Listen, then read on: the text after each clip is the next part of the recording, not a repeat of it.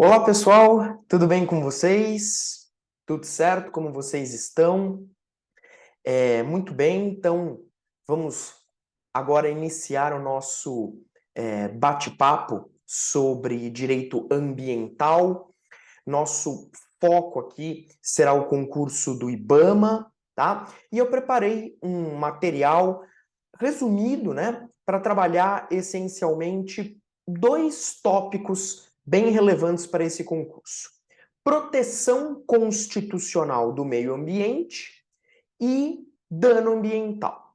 Quando a gente fala em dano ambiental, né, essencialmente nós estamos falando a respeito das regras de responsabilidade em matéria ambiental. Um tema grande, um tema importante do direito ambiental, mas que aqui nós vamos apenas tecer um ou outro comentário, né, pontual a respeito desse tópico, mas nós vamos enfocar com maior detalhes a tutela constitucional do meio ambiente, né? A proteção que a nossa Constituição Federal conferiu ao meio ambiente, notadamente no seu artigo 225. Tá bom? Então vou começar aqui o compartilhamento do nosso material. Pronto. Então tá aqui. Vamos falar um pouquinho sobre direito ambiental, proteção constitucional do meio ambiente, né? Alguns aspectos constitucionais e o dano ambiental. Para quem não me conhece, sou o professor Sérgio Alfieri, professor de direito ambiental do que concursos. Avançando, né, começando aí o nosso primeiro slide, eu quero conversar um pouquinho com vocês a respeito do artigo 225, caput da Constituição, né? Então vamos começar por ele, o artigo 225, caput. É um dispositivo, pessoal, que é sempre presente em provas, tá? Sem sombra de dúvida, eu recomendo enfaticamente a leitura desse dispositivo, tá? O 225, ele é, sem sombra de dúvida, a norma matriz do direito ambiental brasileiro. Tudo parte do artigo 225, tá? Então, sem sombra de dúvida, não tem como você fazer nenhum tipo de prova que cobre direito ambiental que você não tenha, que você não, né, alguma chance de você não ter familiaridade com o artigo 225. Esse artigo ele ainda é mais importante porque a nossa Constituição, a Constituição de 88, né, ela foi bastante inovadora, porque ela reservou o capítulo 6 do título 8 inteiro, né, para tratar sobre meio ambiente, que é exatamente onde está localizado o artigo 225. Então, isso foi uma grande novidade em termos de Constituição brasileira. Se nós pegarmos todas as constituições brasileiras, né, que nós tivemos, desde lá de trás, lá da época do Império, né, a Constituição de 88, ela foi, sem sombra de dúvida, a mais inovadora dentro da tratativa do meio ambiente, ok? O caput do dispositivo, como eu falei, é a norma matriz do direito ambiental brasileiro, então tudo parte, né, dessa premissa, mas o artigo 225 ele também conta com parágrafos. Mais especificamente, ele possui 7 parágrafos. Lembrando que o último parágrafo, o sétimo, ele foi introduzido por uma emenda constitucional de 2017. Então, a gente vai falar um pouquinho desse parágrafo aí, do parágrafo 7º, mas saiba que ele é, sem sombra de dúvida, um excelente ponto para estar no radar aí da sua banca, tá? Bom, se no caput nós temos a norma matriz, os parágrafos trazem para a gente normas específicas, tá? Então, os parágrafos, eles prevêem um tratamento mínimo dentro de algumas temáticas ambientais, claro, tudo voltado à proteção do meio ambiente e, consequentemente, proteção da saúde pública também, tá? Professor, nesse bate-papo você vai falar sobre todos os parágrafos? Não, não é esse o objetivo. O objetivo é falar, né, um bate-papo rápido sobre alguns pontos importantes desses parágrafos. Agora, Dito isso, a gente pode concluir com bastante tranquilidade que o direito ao meio ambiente, ele tem natureza constitucional. Então a gente pode ter bastante tranquilidade em afirmar que nós estamos diante de um direito constitucional. Na verdade, vou mais além. O direito ao meio ambiente ecologicamente equilibrado, ele é um direito fundamental.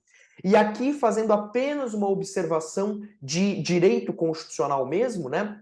Engana-se aquele que acha que os direitos e garantias fundamentais estão esgotados no artigo 5º da Constituição. Isso não é verdade. Nós temos direitos fundamentais fora do artigo 5º. Nós temos direitos fundamentais, na verdade, espalhados ao longo do corpo constitucional. E o artigo 225 é, sem sombra de dúvida, um excelente exemplo de direito fundamental localizado geograficamente, topograficamente, fora do artigo 5º, né, do famoso artigo 5º.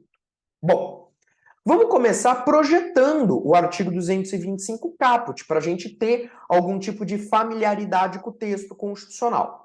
Então ele fala: todos têm direito ao meio ambiente ecologicamente equilibrado, bem de uso comum do povo e essencial à sadia qualidade de vida, impondo-se ao poder público e à coletividade o dever de defendê-lo e preservá-lo para as presentes e futuras gerações.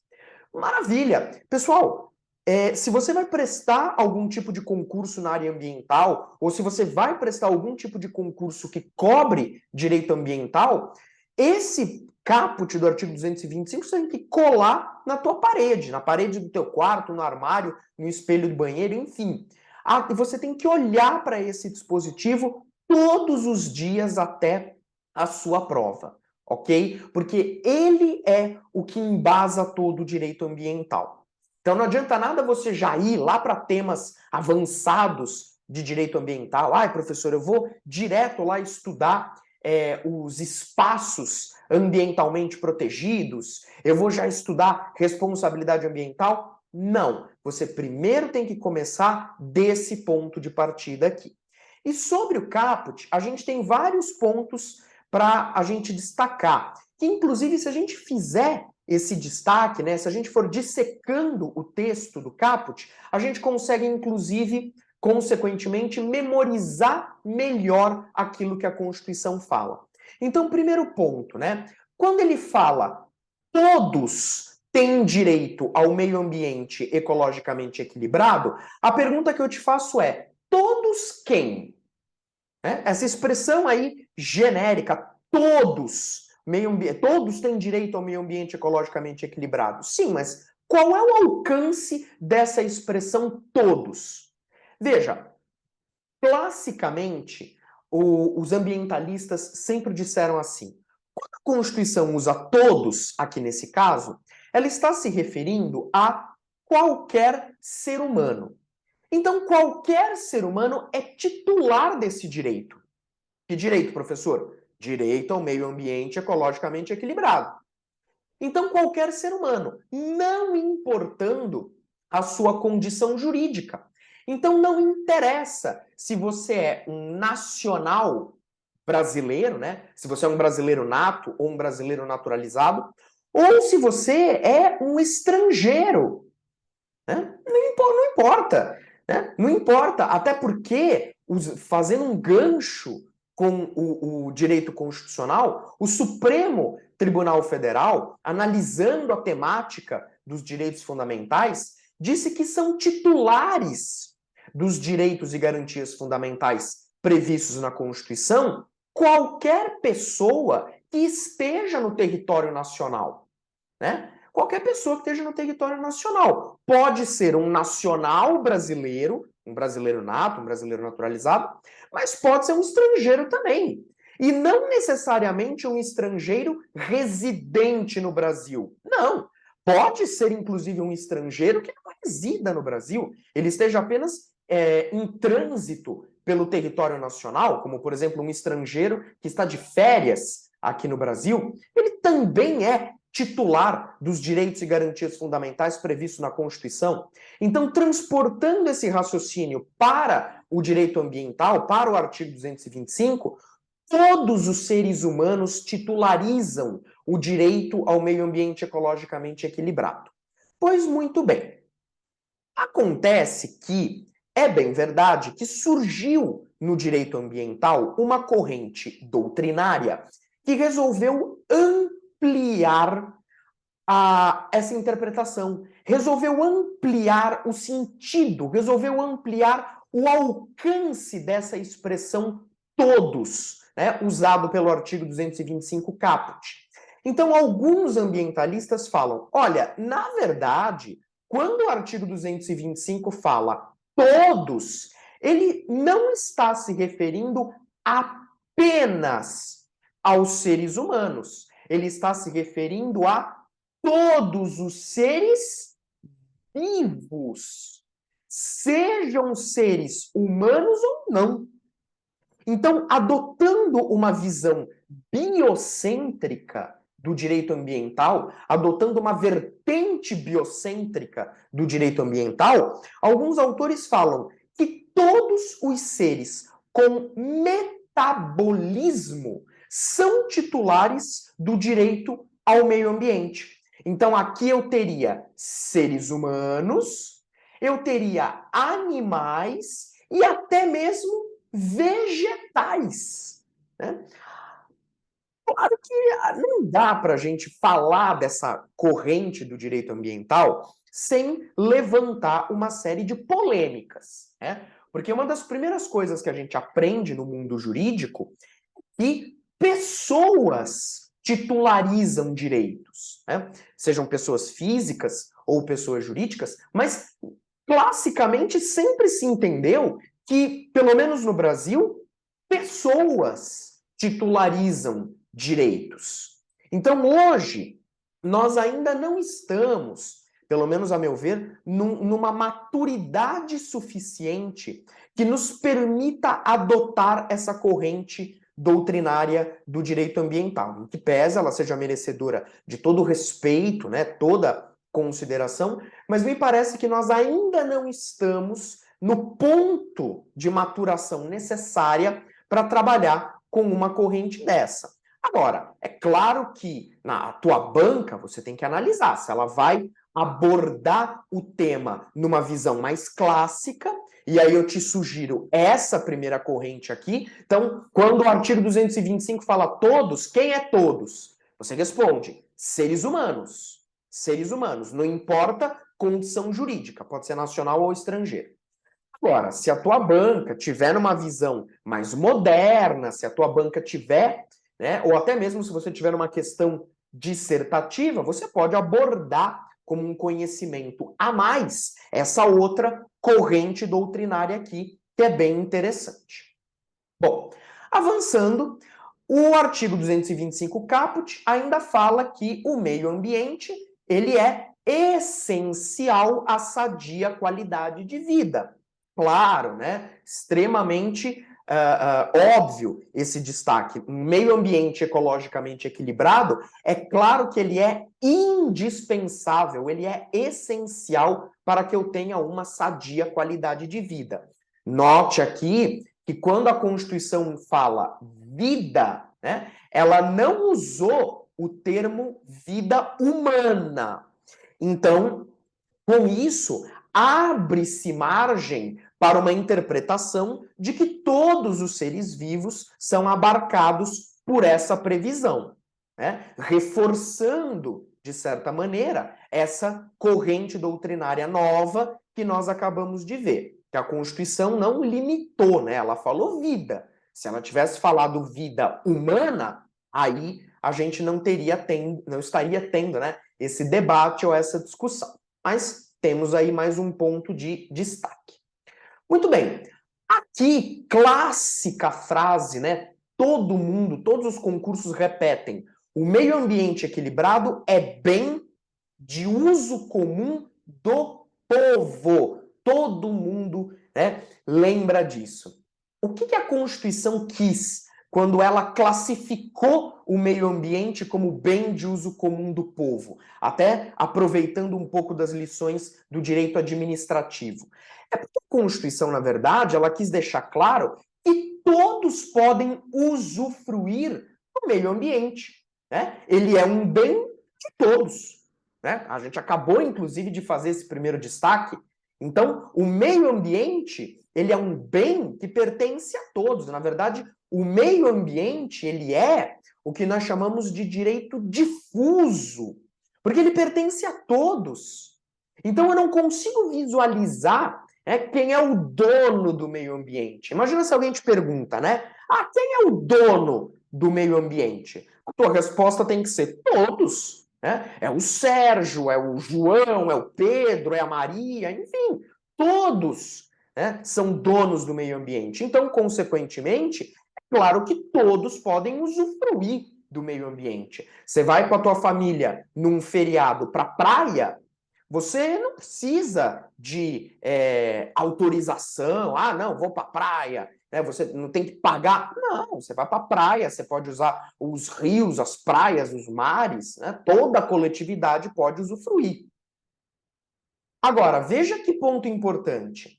A Constituição também fala que o poder público e a coletividade, ambos, têm o dever de defender e preservar o meio ambiente. Então, olha que detalhe importante. O que a Constituição fez aqui? Ela repartiu a responsabilidade pela conservação do meio ambiente. A Constituição compartilhou a responsabilidade pela conservação do meio ambiente entre o poder público e a própria coletividade. Então, a Constituição, na verdade, ela quer um esforço conjunto no sentido de preservar o meio ambiente. Ela não deixa essa responsabilidade apenas para a administração, apenas para o poder público, para o Estado. Não! Na verdade, olha aqui, ó, o poder público e a coletividade. Isso aqui é um sinal de mais. Né? É um sinal de mais. Então, eu tenho dois responsáveis pela preservação do meio ambiente. Poder público, claro, e coletividade. Então, o que adianta, né, eu exigir do poder público posturas ativas no sentido de proteger o meio ambiente, fiscalizar, mas aí eu vou entrar no mar e eu vejo, por exemplo, uma garrafa plástica lá. Quem foi que jogou aquela garrafa plástica? Provavelmente não foi o poder público. Quem foi que jogou a garrafa plástica?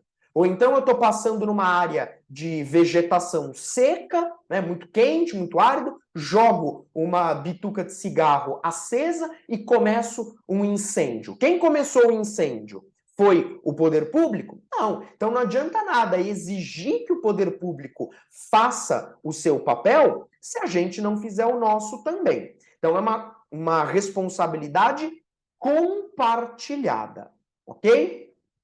E outro ponto também super importante. A Constituição fala que o poder público e a coletividade devem preservar o meio ambiente para, atenção, preservar para as presentes e futuras gerações. Isso aqui é importantíssimo. Preservar o meio ambiente para as presentes e futuras gerações. Ou seja, eu tenho que preservar o meio ambiente para quem vive no hoje, no agora, então para as gerações presentes, né? A minha geração, a sua geração, mas eu também tenho que preservar o meio ambiente para as futuras gerações.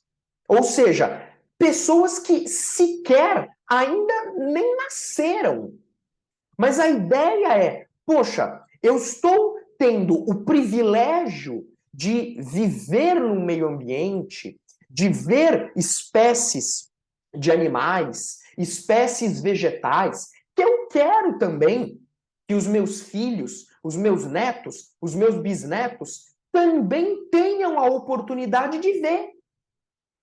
Claro que, veja, se nós pararmos para pensar que hoje, talvez a gente não tenha o privilégio de ter visto alguma espécie animal que os nossos avós viram, por exemplo, porque foi extinta, né? Então, se hoje, por exemplo, eu tiver a extinção de uma determinada espécie animal, eu vou estar privando as gerações futuras de ver essa espécie, de ter contato com ela, de apreciá-la.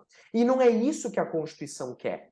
Então, se eu tive o privilégio de ver uma vegetação, uma espécie animal, as futuras gerações também têm esse direito. Aqui, a Constituição traz o que nós chamamos de princípio da igualdade entre gerações, ou princípio da equidade intergeracional, que em última análise significa que o beneficiário do meio ambiente equilibrado não é apenas a pessoa que vive nos dias atuais, não é apenas as presentes gerações, mas também aqueles que sequer nasceram, as gerações futuras. Então veja que interessante, eu tenho um beneficiário de um direito que ainda não nasceu. Mas eu tenho que preservar o meio ambiente para que quando ele nasça, ele tenha a oportunidade de perpetuar aquela espécie, né, aquele meio ambiente, e com isso a gente vai sempre preservando o meio ambiente para o futuro. Olha só, eu preparei aqui uma espécie de um mapinha mental para facilitar no teu estudo e facilitar na memorização. Porque dentro do princípio da igualdade entre gerações, que nós estamos vendo agora, é muito comum os concursos perguntarem assim: qual a diferença entre solidariedade sincrônica e solidariedade diacrônica? Você saberia responder isso? Será que você saberia? Ou então, já pensou se isso cai numa redação, numa dissertação? Diferencie, tendo por base a igualdade entre gerações, diferencie solidariedade sincrônica de diacrônica. Então vamos lá para você nunca mais esquecer. Quando eu falo em solidariedade sincrônica, eu estou falando da cooperação entre as pessoas que vivem na mesma época. Então, eu e você temos essa solidariedade sincrônica. Você que está me assistindo, eu, Sérgio, e você, temos essa solidariedade sincrônica. Nós temos que cooperar para que nós dois, juntos, possamos preservar o meio ambiente, né? Para as presentes e futuras gerações. Então, é a cooperação entre pessoas que vivem na mesma época. Por outro lado, quando eu tenho a solidariedade diacrônica, eu estou me referindo à relação entre gerações que se sucedem no tempo. Porque quando nós utilizamos essa terminologia gerações, né, a ideia que o vocábulo geração passa é que a geração mais nova vai substituindo a geração mais antiga. É a lei da vida, é realmente o que acontece. A geração dos nossos avós vai sendo substituída pela dos nossos pais, que vai ser substituída pela nossa, a nossa vai ser substituída pelos nossos filhos e assim sucessivamente. Então, quando eu falo em solidariedade diacrônica, é essa relação entre as gerações que se sucedem no tempo. Deixa eu preservar o meio ambiente hoje, tá? Para que as gerações futuras possam ter exatamente o mesmo privilégio que eu tive de ver determinadas paisagens, determinadas espécies vegetais, determinadas espécies animais e assim por diante. Então, muito cuidado, guarda aí essa dica de solidariedade sincrônica, mesma época, e solidariedade diacrônica, gerações que se sucedem no tempo.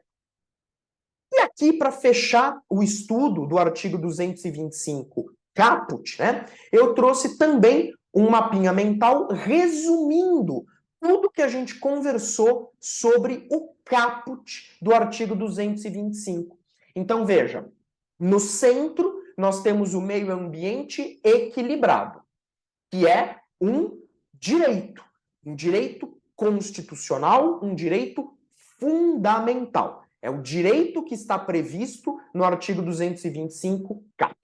Maravilha. Então, esse meio ambiente equilibrado, ele é um direito de todos. E aí vimos que numa visão mais clássica, esse todos significa todos os seres humanos, né? Então não importa se nacional, estrangeiro, não importa. Mas todos os seres humanos titularizam esse direito, que é o direito ao meio ambiente ecologicamente equilibrado. Maravilha!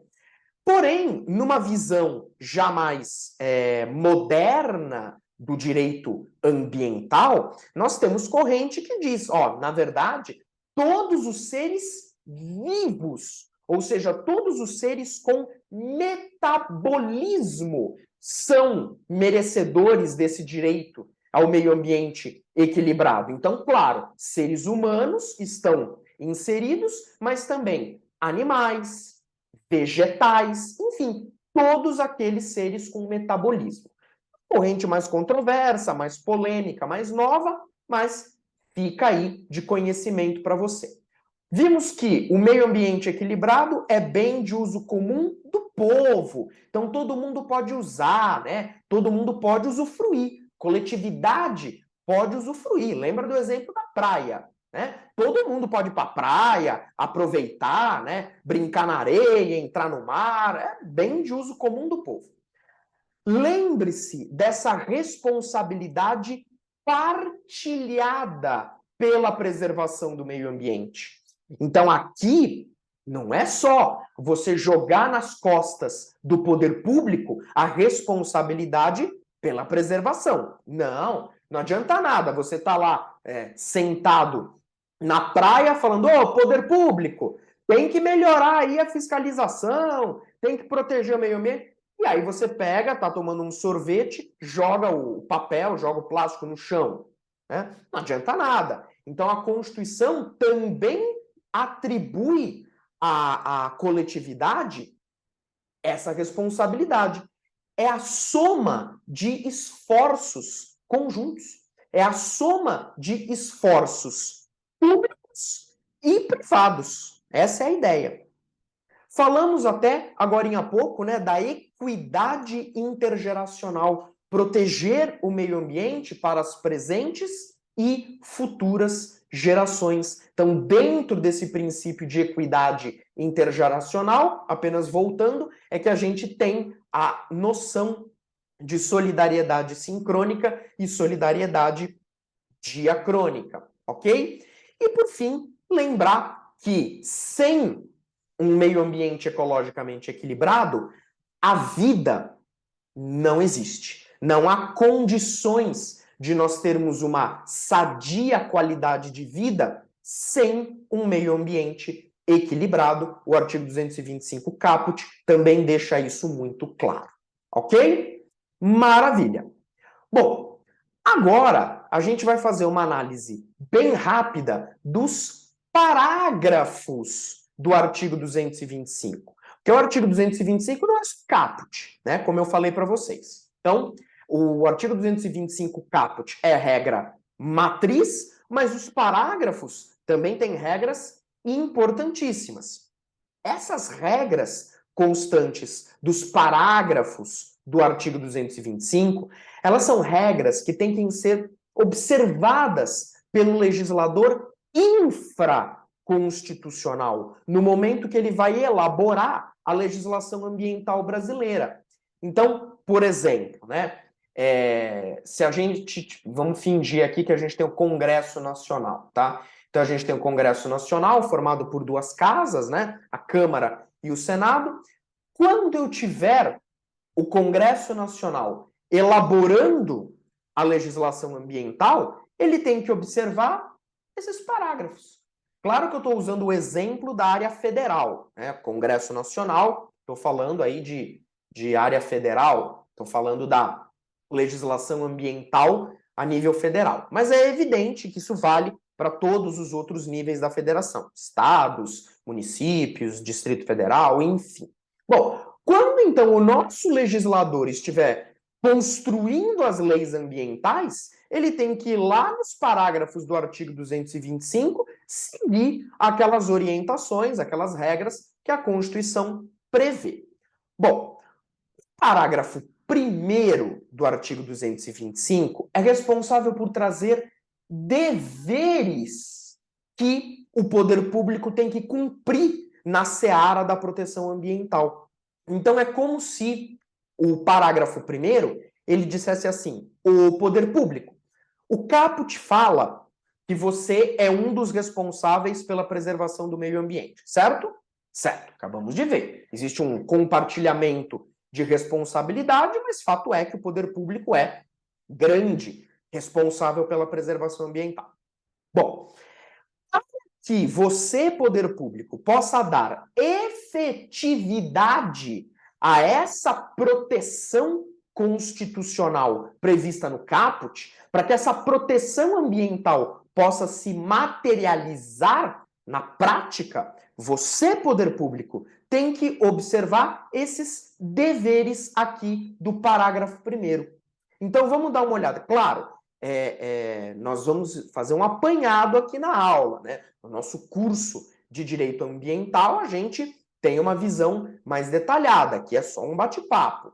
Então, eu preparei um mapa mental esquematizando os incisos do parágrafo 1º. Então, aqui, especificamente, esse mapa mental, ele se refere ao parágrafo 1º, tá? Então, é o artigo 225, parágrafo 1º da Constituição, que traz aí, como está no centro, os deveres do poder público, aquilo que o poder público tem que fazer para efetivamente concretizar a proteção ambiental. Então, ele fala, né, preservar e restaurar processos ecológicos, preservar o patrimônio genético. Olha que interessante, né? Constituição se preocupando com o patrimônio genético. Hoje em dia, né, nós temos discussões interessantíssimas no âmbito da genética, da proteção a esse patrimônio genético, é um tema interessantíssimo. Temos também como dever do poder público definir ETPs. O que é isso, professor, ETP? São os espaços territoriais especialmente protegidos. São áreas que devem ser protegidas, né, por algum motivo. Por exemplo, eu tenho ali uma determinada área que tem recursos naturais que merecem uma proteção. Então, vem o poder público e define ali como um espaço especialmente protegido. Então, eu tenho alguns exemplos, né? A reserva extrativista, a reserva de fauna, a reserva de desenvolvimento sustentável, dentre vários outros, né? Então, cabe ao poder público proteger espaços ambientais por conta das suas características, né, que merecem proteção. Temos também a exigência do famoso EIA-RIMA, do estudo de impacto ambiental, que acaba resultando no RIMA, no relatório de impacto, né? Então, quando eu tenho, vou realizar um empreendimento, sou empresário e eu quero construir um empreendimento numa determinada área, eu vou construir um hotel, vou construir um resort, um shopping, alguma coisa. Bom, primeiro de tudo, vamos ver quais são os impactos ambientais que esse empreendimento seu vai causar, né? Beleza, a gente não quer impedir o desenvolvimento, a gente não quer, sem sombra de dúvida, atrapalhar progresso nem nada, mas nós temos que ter um desenvolvimento sustentável, né? Tudo bem, vamos ter o nosso desenvolvimento, mas a gente não pode também jogar o meio ambiente no lixo. Então, vamos fazer um estudo, né, um estudo prévio para ver se esse empreendimento vai gerar impactos severos ao meio ambiente. Enfim, então é um dos instrumentos mais importantes no âmbito da proteção ambiental. Depois, controlar substâncias perigosas. Claro, grande responsabilidade do poder público, controlar o uso, né, o manuseio de substâncias perigosas, sem sombra de dúvida. Ademais, promover educação ambiental. Por mais clichê que isso possa parecer, mas é verdade, né? Só se muda um país, só se muda, só se melhora a população através da educação. Então, como exigir da coletividade a proteção ao meio ambiente se não há educação ambiental? Se não há essa noção de que eu devo proteger o meio ambiente, não apenas para mim, não só para gerações que vivem hoje, mas para gerações futuras também, para que elas possam ter acesso ao que nós tivemos hoje. Então, cabe ao poder público desenvolver uma verdadeira política de educação ambiental. Depois, proteger fauna e flora, claro, né? Importantíssimo proteger fauna, proteger flora.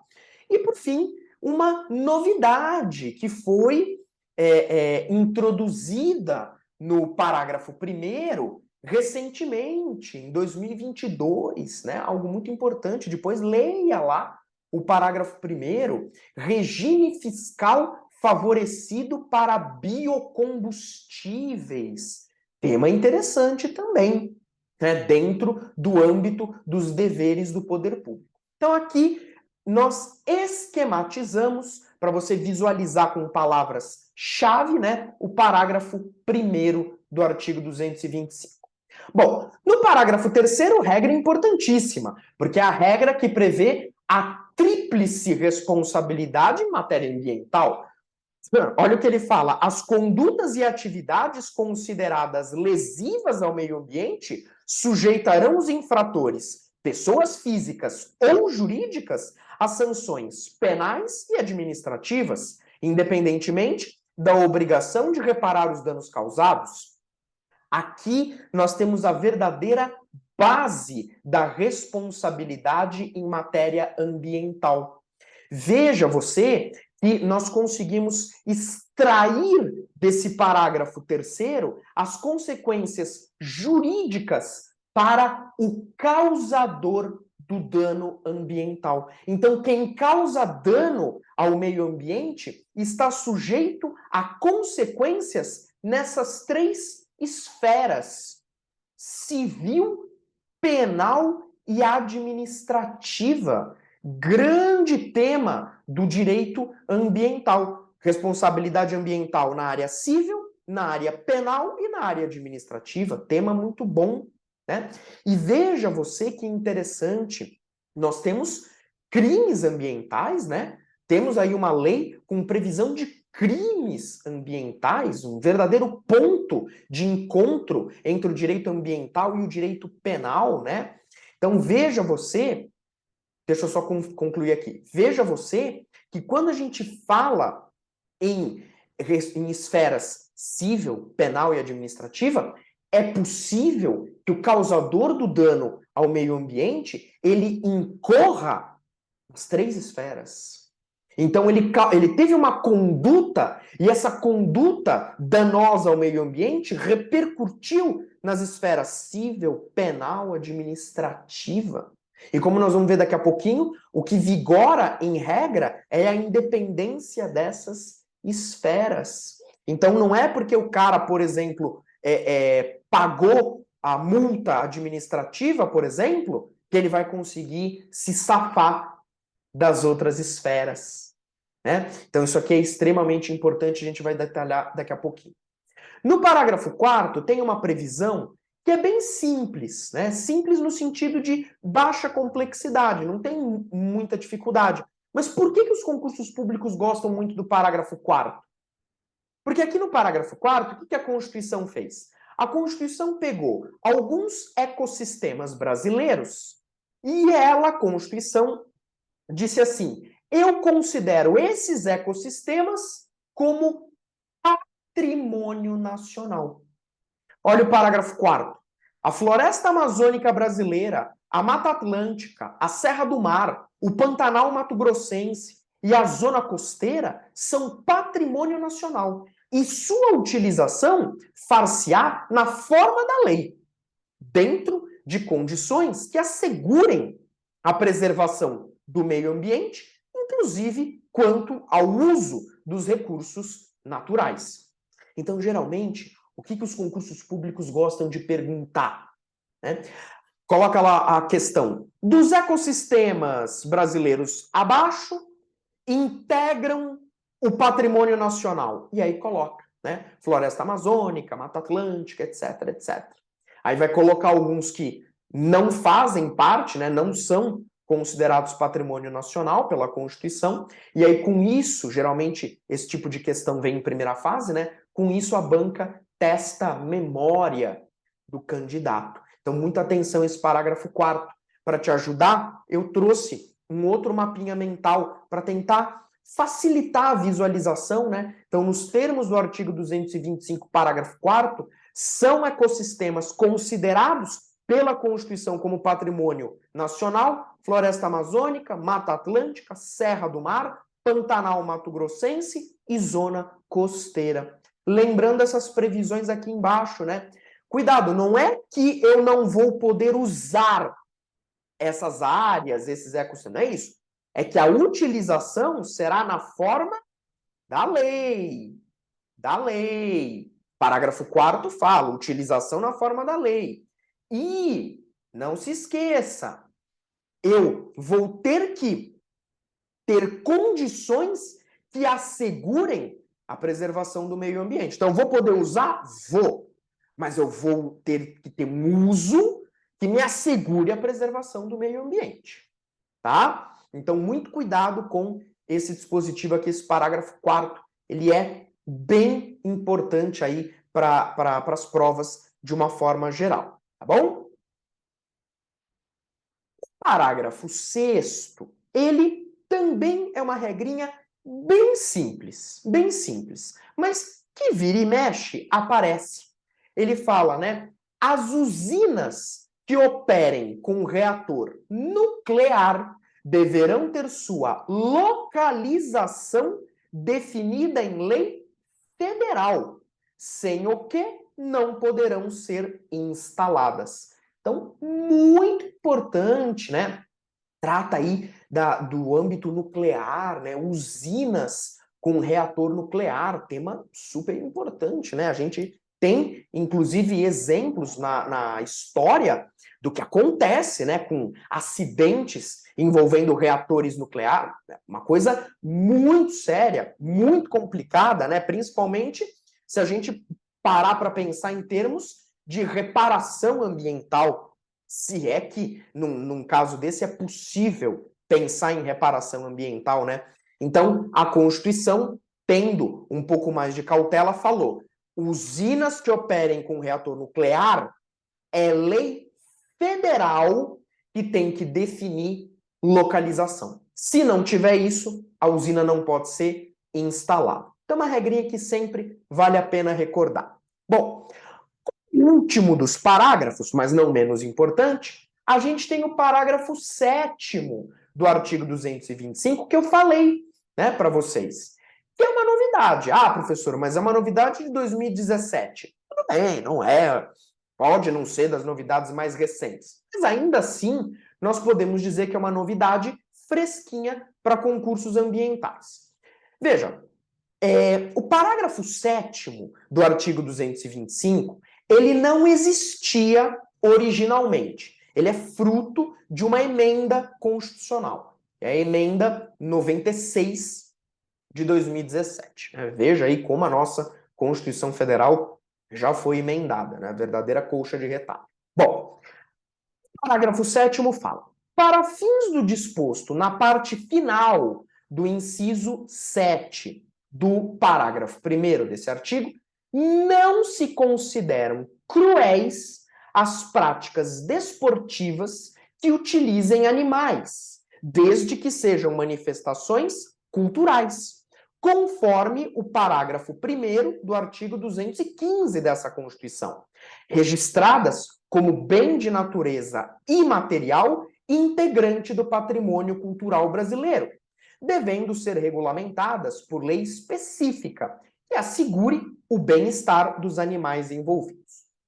Dispositivo, essencialmente, falando sobre crueldade contra animais. Um tema polêmico, tá? Um tema polêmico, mas eu quero explicar para você da onde surgiu esse parágrafo 7º, né? Por que ele nasceu? Gente, nós temos aqui no Brasil uma prática cultural conhecida como vaquejada. Tá? E aí o que acontece?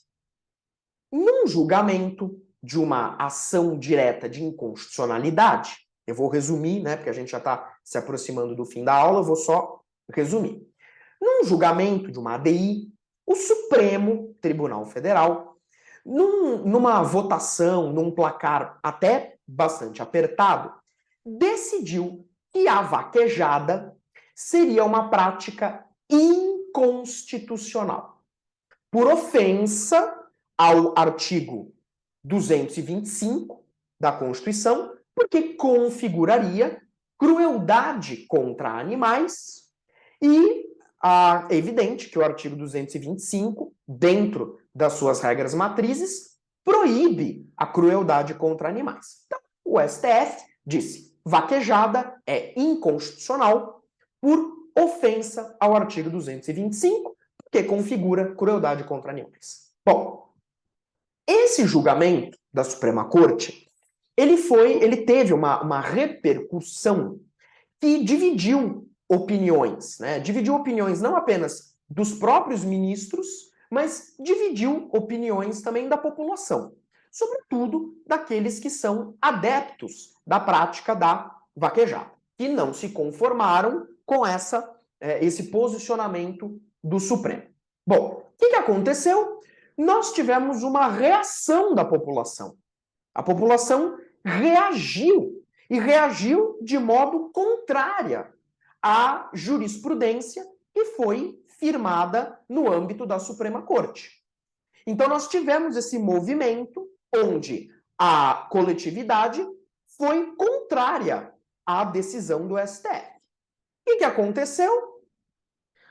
O nosso Congresso Nacional, representantes do povo, o nosso Congresso veio com a emenda 96 de 2017, criando esse novo parágrafo. Então, essa emenda, olha o texto aqui, ó, não se consideram cruéis as práticas desportivas que utilizem animais, desde que sejam manifestações culturais. Então, na verdade, é que, para não ficar muito na cara, né, a redação não colocou assim, a vaquejada é constitucional, sim. Para não ficar uma coisa tão explícita, deram essa redação, né, mais bonita, mas, no fundo, essa mudança na Constituição veio para tornar constitucional a prática da vaquejada, que já tinha sido entendida como inconstitucional no julgamento dessa ADI, que eu coloquei aí para você, caso você queira depois pesquisar esse julgamento para se aprofundar um pouquinho mais na matéria. Essa emenda constitucional 96, ela aparentemente já está sendo questionada no âmbito do Supremo. Então, ao que tudo indica, o Supremo terá a oportunidade de rever o seu posicionamento, tá? Aguardemos para ver os próximos capítulos dessa novela.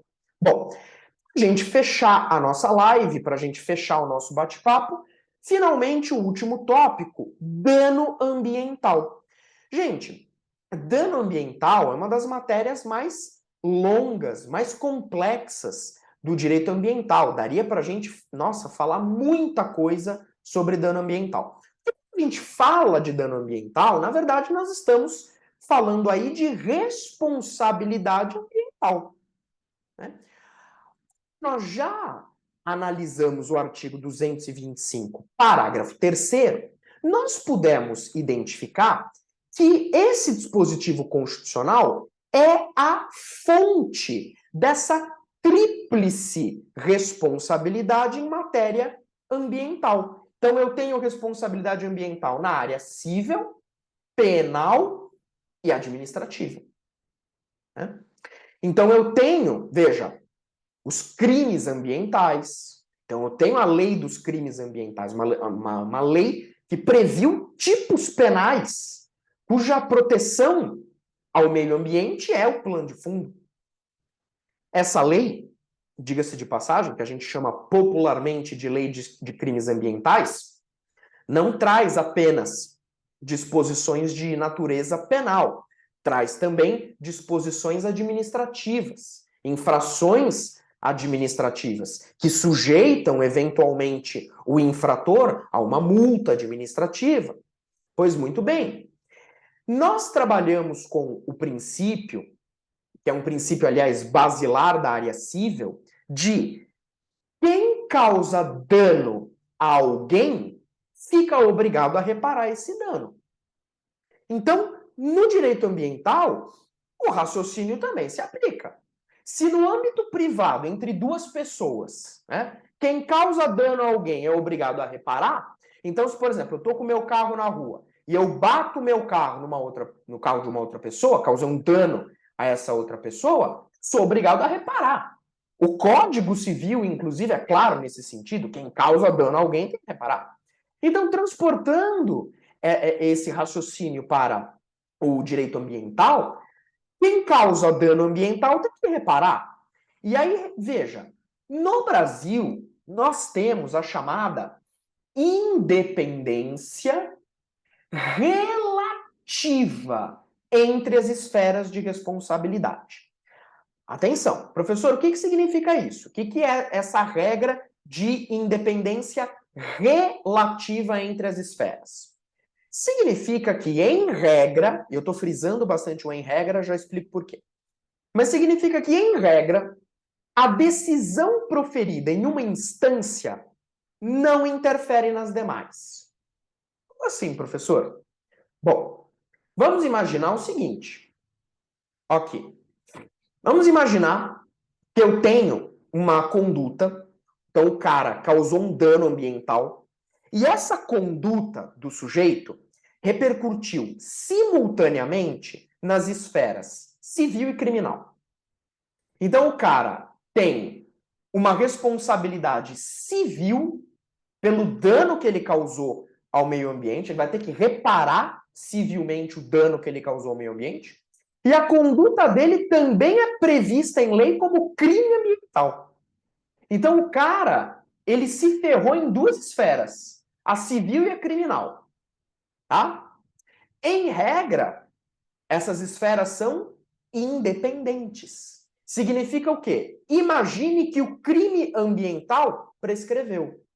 Imagine, por exemplo, que o crime ambiental prescreveu. Como a gente estuda lá no direito penal, prescrição é causa de extinção da punibilidade. Então, criminalmente, o cara se safou. Se o crime está prescrito, criminalmente, o cara não vai responder, né, pelo crime ambiental. A responsabilidade dele no âmbito criminal está fora.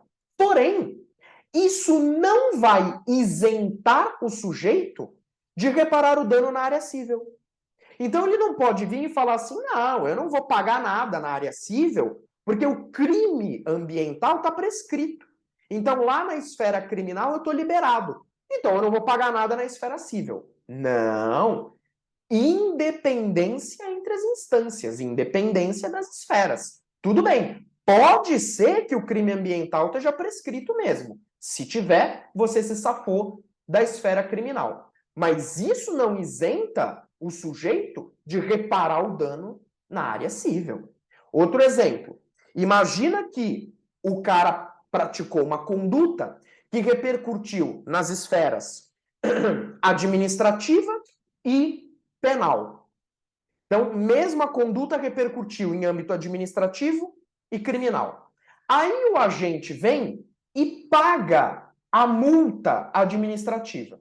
Aquela conduta, aquele dano ambiental acabou gerando uma multa de natureza administrativa, o cara foi lá e pagou integralmente a multa administrativa. Ó, tá aqui. Então agora eu, com a esfera administrativa, tô quite, paguei.